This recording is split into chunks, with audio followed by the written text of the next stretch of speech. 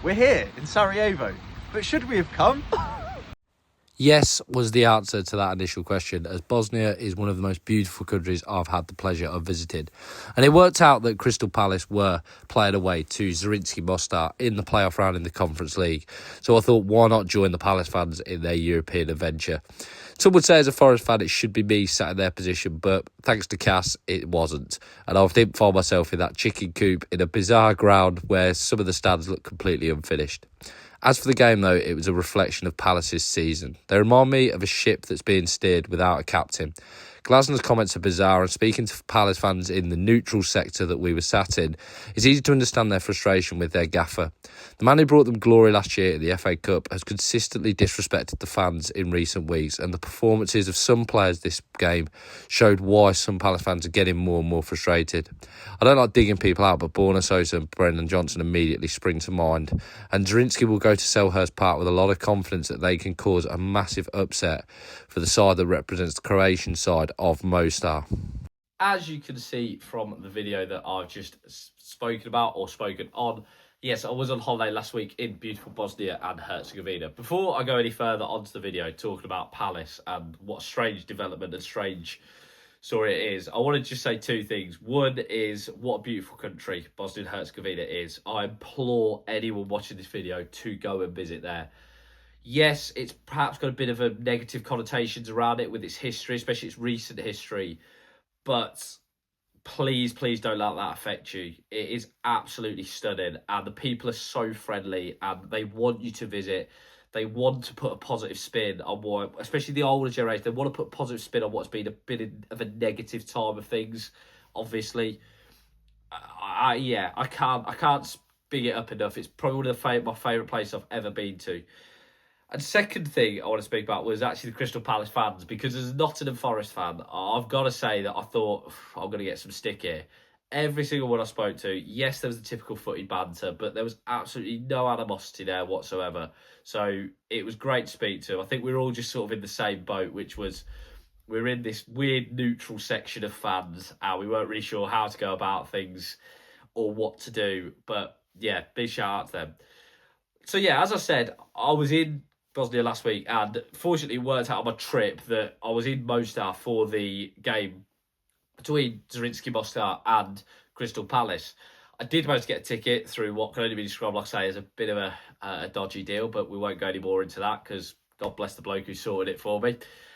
And also my mate, who was not thrilled to bits with having to exchange the cash. But what I've got to talk about is this weird scenario that's developed at Crystal Palace, because I spoke to a lot of their fans in this neutral zone that we're in for fans, and they were just baffled. And I think I, as an outsider, am baffled, and a lot of Premier League fans are baffled, because you've got this weird scenario where at the back end of last year, they won the FA Cup, and for the club, things were looking absolutely outstanding.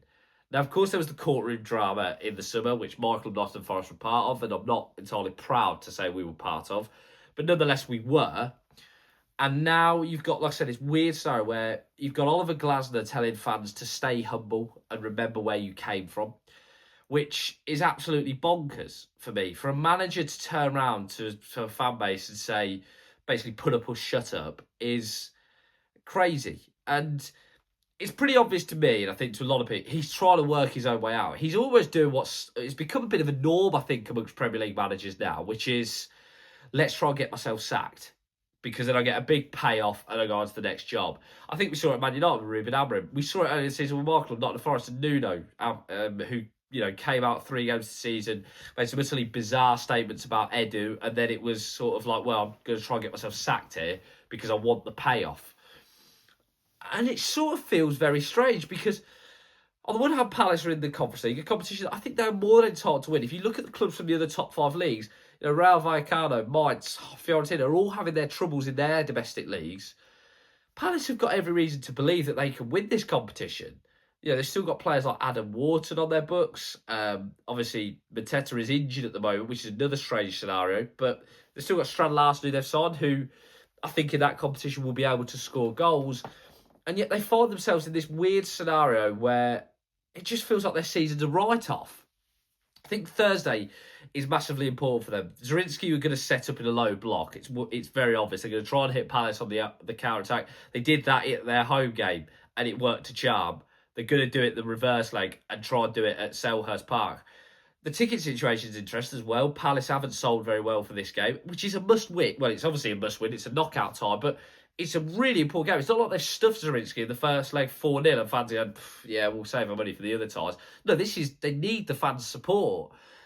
But I get why you would want to turn up, because you've got a manager who's telling you to stay humble and basically just be quiet and dismissive of your concerns. The Gay move in January was bizarre, to have that sale happen, and then after he'd not been sold to Liverpool in the summer, that was very weird for me. Perhaps the straw that broke the camel's back in terms of Glasner. I don't know. I'd be interested to know what's going on behind the scenes at Crystal Palace. For me, it's got Thomas Frank written all over it, but I think he's going to wait till the summer because he probably wants his compo from Spurs, which makes complete sense. But I do think it's got him written all over it.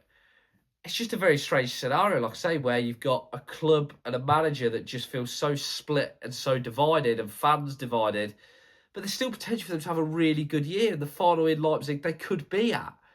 But I say, Glasner's got form for this. He's usually only does 2 seasons before falling out with everyone. It's interesting to see what happens next. But we'll have to wait and see.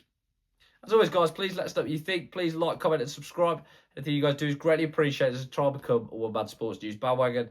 As always, have a great day.